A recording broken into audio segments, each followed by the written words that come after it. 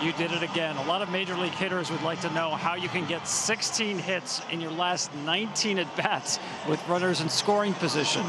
What has been the key for you to come through in these spots? 得点圏ですごいヒットを打っていることで何か打てる要因っていうのは何ですか？若いですね、たまたまじゃないかなと思うので、チームとしてその得点圏に多くチャンスメイクしてくれてるっていうところで、自分自身がより集中できている要因かなと思います。I'm just really lucky. The team has been providing a lot of opportunities for me to hit with runners in scoring position, and I'm grateful for that. Tonight, your team scored 9 runs without a home run. 9 hits, 7 walks. How would you describe the way the Dodgers played offensive baseball tonight? ホームランなしで9得点してるわけですけども、その打線の強さっていうのはどう感じますか？本当に一人一人が自分の仕事をしていると思いますし、先制、中押し、ダメ押しといい点の取り方、ゲーム運びが素晴らしかったなと思いますし、ピッチャー陣ももちろんジャック含め素晴らしかったなと思います。Everybody's doing their job, and scoring early is a key to our game. Obviously, the pitching staff, starting with Jack, and the bullpen has been awesome. I know you're a fan of pitching as well. Your team tied a major league postseason record, 33 consecutive shutout innings. What's been the most impressive part for you? 33イニング連続無失点という記録に並びましたが、そのピッチングの凄さっていうのはどう感じられますか？本当に一人一人が素晴らしい仕事をしてますし、オフェンスにより集中できるような、本当に僕らはオフェンスのことを考えていれば大丈夫だっていうそういう信頼がチーム全体であるなと思います。Each and every one of the pitchers have been doing their job exceptionally well, and it's really setting the tone for the offensive part of the game to be able to feel comfortable and score runs. A great night for the Dodgers. Congratulations. We'll see you tomorrow. Thank you. It was a statement game by the Los Angeles Dodgers as the Dodger faithful files out of Chavez Ravine. That'll only take a couple of hours. They are happy with the results inside. After Game 1 of the National League Championship Series, Jack Flaherty was brilliant, starting what was a shutout. In fact, the second largest Game 1 shutout in LCS history. And the offensive stars, take your pick. Back inside Dodger Stadium, Derek Jeter, David Ortiz, Alex Rodriguez, Matt Vasgersian. This was a thrashing, Alex, and I guess we can stop asking the question, do the Dodgers have enough pitching? Well, I think they're taking it personally, and it was a complete domination today from the very first pitch of the game. This is a Dodger game, and there's so much to like, fellas. John Flaherty getting 7 innings. They're scoring 9 runs with no home runs, which I like because that means they're playing little ball. They included a bunt in there, no errors, a super clean, elegant game for the LA Dodgers. John Flaherty pitching 17 into 9. That helped the Dodgers so much down the road because their bullpen get an extra day to rest. So coming out and pitching like that put them in a better situation, especially going back down to New York after tomorrow. Yeah, I mentioned early on, in the pregame that the team has to come out and set the tone for the series. And I think the Dodgers starters are probably tired of saying that they don't have starting pitching. And I think Jack Flaherty came out here, he set the tone for them. And sometimes it can be competitive amongst your own teammates. So now tomorrow, Buehler's going to come out and he's going to try to top what Flaherty did this evening. So the Dodgers came out and they set the tone in this series. Well, on a night when the Dodgers scored 9 runs, as we mentioned a moment ago, there were plenty of offensive heroes. Moments ago, Ken Rosenthal visited with one of them. Thanks, Matt. Mookie, coming off that emotional series against the Padres, what does it say about this team that you made this kind of statement tonight? We're going to fight, man. We got a day off to kind of re-energize ourselves.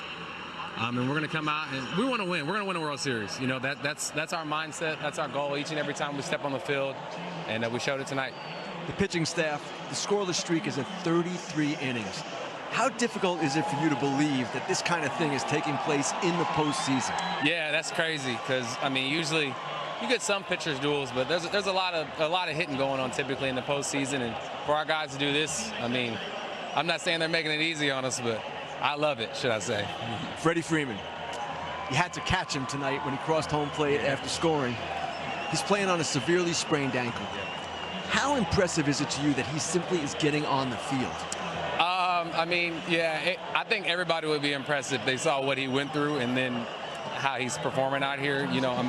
Just to get ready, it's a lot, but I mean, it doesn't matter. One leg, no legs. Freddie's going to go out there. He's going to throw out some hits. He's going to be a professional like he always is. Mookie, thanks. Congratulations. Matt, back to you. Ken, thanks. The Mets know they can bounce back on a day game tomorrow. Game 2 of the NLCS, an afternoon affair. Tomorrow from Dodger Stadium, Sean Manaea for the Mets. Dodgers have not announced a starting assignment yet. 3 p.m. Eastern on Fox and on the Fox Sports app. Hey, coming up next on FS1, we're going to visit with another Dodger hitting star. Max Muncy joins us. Going to FS1 in a moment. Stay tuned for your late local news and for continuing post-game coverage of the NLCS. Turn over to FS1 right now. Change the channel.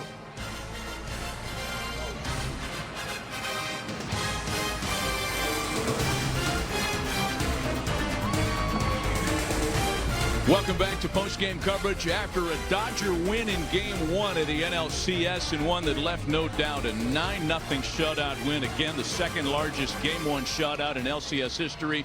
We are joined by Max Muncy, whose 2-run single in the first kind of started the party. First of all, congratulations on the win today. Thank you. Appreciate it. Talk to us about that at bat. Kodai Senga struggling with location. What's your mindset when you go up there in the first inning? Honestly, just try not to do too much.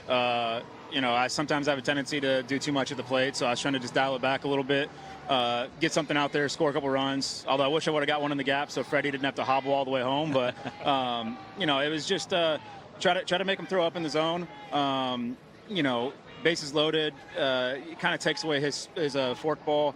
You know, he bounces it a lot. So in the back of my head, I knew after he threw that first one down, he may not go back to it. And so trying to just, you know, stay nice and easy through the zone. Max, that was obviously a huge win. Congrats on the first one and an enormous hit in the first. My question to you is, this team won 98 games, and you've been the best team in baseball for a long time. This team looks a little different. I know you guys met, you watched videos before, you played the Padres. What is it about this team specifically that you think has a chip on the shoulder to close it out?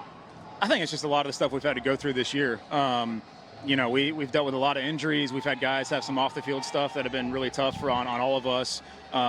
You know, we've been dealt some big blows, but at the end of the day, the clubhouse has come together, and you know, it's made all of us a lot closer. And you know, I think a lot of the guys that have been here, seeing just how the last couple of years have gone in the first round, is really trying to change the narrative and change the script. And you know, that's just a bunch of guys coming together and saying, "Hey, we're not going to let that happen again." Max, you were pretty. I say you guys were pretty animated in the post-game celebration the other day, yourself included. I like it, actually, but you mentioned the outside noise. How much do you guys listen to the outside noise, and do you use it as motivation? No, we don't really listen to it, but, you know, when you're in the DS, you have all the games on the TV, right? And so all across the bottom line, every commercial, every time they go to break, they're talking about how the Padres are going to beat us, and, you know, I picked you guys. Did you? Yeah, he doesn't know. He doesn't even remember. He forgot who he picked. But, so, like, you know, we don't pay attention to it. But when you're trying to watch the other games and, you know, watch baseball, it's just all across the TV rolling across. And so, you know, no one's really paying attention to it. But at the same time, when you see that just across the screen all the time, it kind of fires you up a little bit. Hey, Max, congratulations on the win tonight. I always say that you and Teoscar give the balance to that lineup, especially having those big guys up front. You guys give the lineup a lot of depth. When you see a guy like Freddie Freeman playing the way he is, what goes through your mind? The guy's a gladiator, man.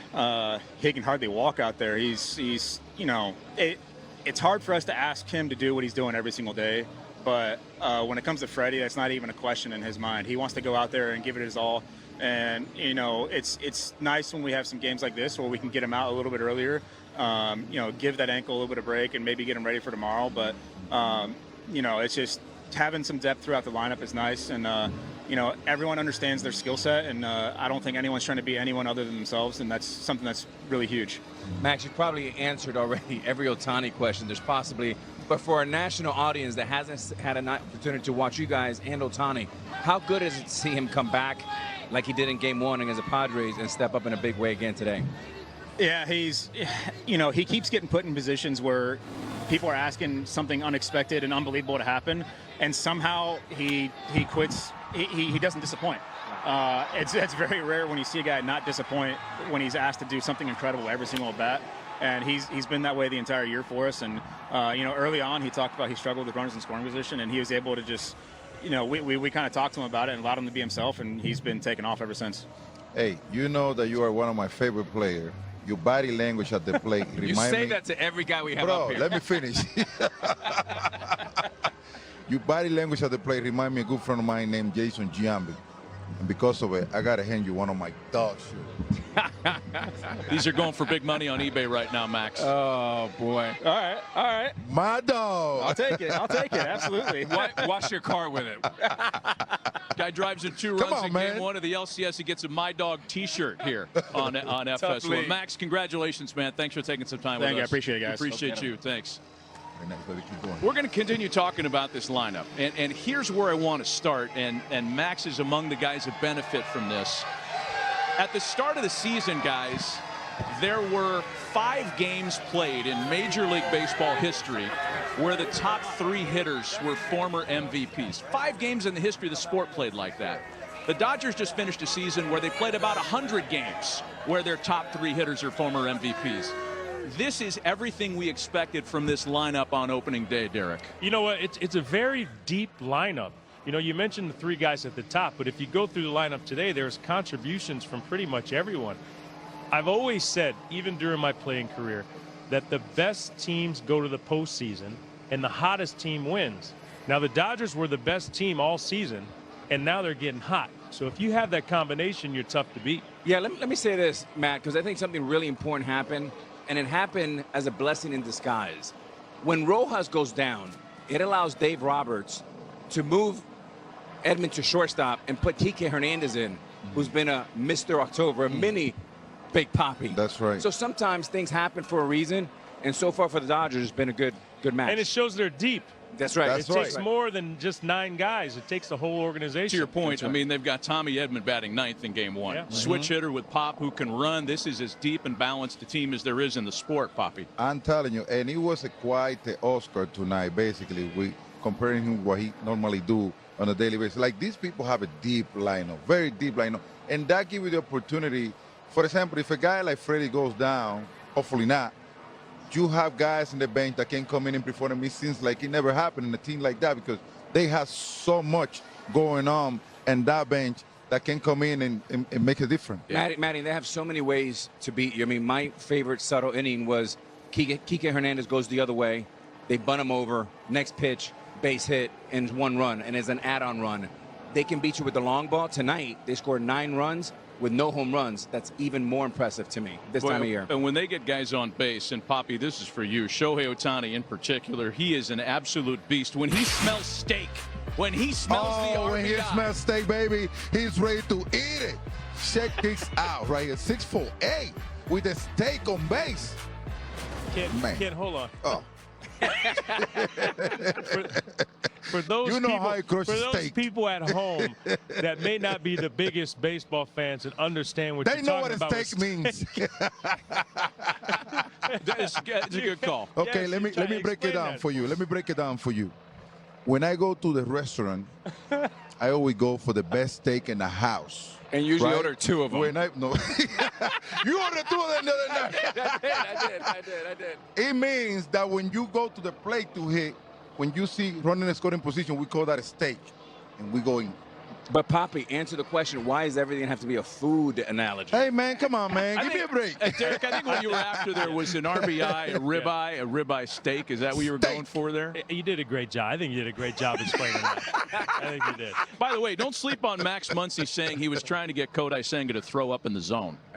Throw up in the zone. I mean, Senga it was really kind of hard to watch because he obviously wasn't sharp in this start tonight. He hasn't pitched a lot during the season for various reasons, and that kind of set the tone in the Dodgers' favor, and they never let their foot off the gas pedal. Yeah, I mean, it was a little surprising. You know, chalk it up at jet lag, whatever you want. You know, a little unfair to him. He hasn't pitched much, you know, lately, and, you know, you're sending him out there in game 1 of the NLCS against a hot Dodgers team. But, hey, it's a series for a reason. Right, this is 1 game. Whether you lost 1-0 or 9-0, you move on till tomorrow. The unfortunate thing for the Mets is it's an early game tomorrow, so things turn quickly. I tell you what, I think he got away with less runs scored based on the way he pitched based on the way he started the game. I mean, you're talking about you facing one of the best offensively teams in baseball, which is the Dodgers. And at the beginning, he walks on batters. He got in trouble. He gave up a couple of runs, you know what I'm saying? But I feel like I thought that the Dodgers were going to score at least 6 runs in the first inning. Yeah. It could have been worse, for sure. Yeah. And when you have to face Shohei Ohtani in the first inning, things have a tendency to go south if you're a starting pitcher. Let's talk about Ohtani, because after the home run in Game 1 of the division series, Alex, he'd been quiet, let's face it, came out of it in a big way today. Yeah, he went 3 for 18 with 10 punchies, and what I was seeing, fellas, he was a little rushed. And when you're a tall guy, just like the three of us, like Ohtani is, it's imperative to be early on time and get that foot down. I'm going to show you in this video right here how he got the foot down early. Watch where the ball is and watch where he's already to hit. He can hit to right, center, or left. And when you're tall like you're him, like 6'4", it's important to get down early and allow yourself to have that beautiful stroke that produced a lot of home runs this year. But when you're late, fellas, and you're tall, it's twice as hard. It's not like Altuve can be late. He can get away with it. We can't, and neither can Ohtani. Absolutely. And let me tell you, we also have to give credit to that good pitching staff that the San Diego Padres has. Because we always say this, and we know this, good pitching can't stop good offense. It doesn't matter what kind of batters you are. Good pitching, if they are locating their pitches like they were, because that's what happened with Ohtani. Ohtani had to face you Darvish in 2 games. That's pretty much 6 at bat. Yeah. All of a sudden, you Darvish pitched the game of his life, both of them. He located his pitches very well. He keeping up for balance. And that's when you walk into that, I'm not hitting now. And Derek, you made a good point about Darvish messing with his timing a little bit. And I think that caused a little disruption on Ohtani's swing. What'd you see? Of course, yeah. I think, he's going to mix it up. Darvish is going to mix it up. But I would just chalk it up to Ohtani being bored with no one on base. He's like, I'm not even going to waste my energy. I'm just going to go back to the dugout and wait until I have some guys on base next time I'm up. But when you have a hitter like him that's as talented as him, that can hit for average, that can hit for power, use all fields, it's just a matter of time before he breaks out. Look, we talked about this before. When you're playing in the postseason, everything is amplified.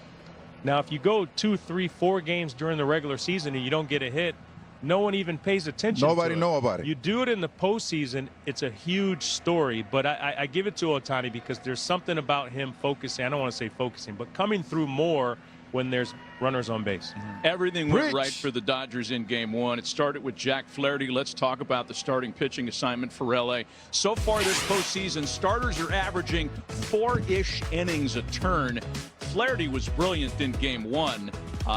The rest of the starters trying to catch up, but they had a guy out there today who really made a statement. L.A. area native. Had a little bit of bulldog in him today and answered the question, Poppy. First time in 4 years, a pitcher not only completes 6, but he completed 7, which sets up that bullpen to be even more dangerous. Because remember, it's a 7-game series, not a 5. Absolutely. It gives them extra day to rest. And by the way, what Jack did tonight, he looked like he was out there, okay, I'm going to use my stuff my way. Watch this. He was using his fastball, breaking ball, boom, locating it, keeping it down, especially with batter with 2 strikes. Slowing batter down, and then he can use his fastball. He don't have an 100 miles an hour fastball. He was using the one that he had when he really needed. That's why nobody can catch up on. And the other thing I would add, you said that he gets an extra day of rest. We talked a lot about a 5-game series as opposed to a 7-game series and not being able to use your bullpen as much in a 7-game series. Well, there were no stressful innings for the Dodgers bullpen. So now it's a 6-game series. So now they can go out and use their bullpen as much as they need. You bet. Yeah, Jack Flaherty set the tone. He was outstanding in Game 1. He'll be bouncing back again in the series if needed. Dodgers bullpen didn't have a whole lot of lifting to do. 9 runs in a whitewashing of the New York Mets. Game 1 goes to the home side. And mom's in the crowd. Bet that pass list was heavy tonight for an LA That's guy. what I'm talking about. Jack pitched for free. He pitched for free tonight. Too many tickets. Yeah, just turn your Look cars at off. this. Just Let's do the post game for another 2 hours. We're back with more right after this.